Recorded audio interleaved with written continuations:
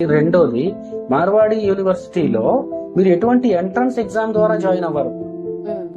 మీరు ఏదైతే డిప్లొమాలో పాస్ అవుతారో 50% తోటి, ఆ 50% అనేది ఎలిజిబుల్.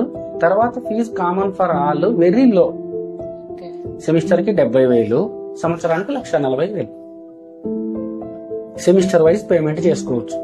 సెమిస్టర్ వైజ్ పేమెంట్ చేసుకోవచ్చు అనగానే, ఇప్పుడు నేను ఇందాక చెప్పినట్టు ఈసెట్ ద్వారా రానోళ్ళు దగ్గరలో మేనేజ్మెంట్ కోటాలో జాయిన్ అవుతారు అంటే, మేనేజ్మెంట్ కోటాలో వెళ్ళగానే అక్కడ ఉండే సీట్లే తక్కువ కాబట్టి వాళ్ళు డొనేషన్ల రూపంలో, సింగిల్ పేమెంట్ రూపంలో, ఒకేసారి ప్యాకేజ్ రూపంలో కట్టమనే అవకాశం ఉంటుంది. ఇట్లా ఒకేసారి కట్టమనేసరికి పేరెంట్స్ కి ఏమవుతుంది?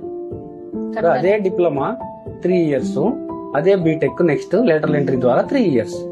ఈ 3 years బీటెక్ చేయడానికి ఒక 4 లక్షల డొనేషన్, ఎవ్రీ ఇయర్ 1 లక్ష, 1.5 ఫీజు చెప్పారనుకోండి.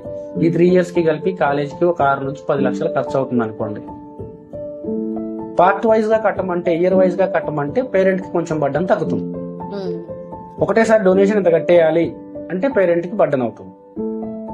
అట్లా కాకుండా ఇయర్ ఫీజు మొత్తం ఒకేసారి కట్టేయాలి, సింగిల్ ఇన్స్టాల్మెంట్ అంటే పేరెంట్ కి బడ్డన్ అవుతుంది.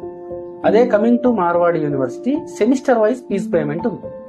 ఈ సెమిస్టర్ వైజ్ ఫీజు పేమెంట్ ఉన్న ఈ అవకాశం ఏదైతే ఉందో, ఈ మిడిల్ క్లాస్ పేరెంట్ కి చాలా అంటే చాలా రిలీఫ్ ఇస్తుంది.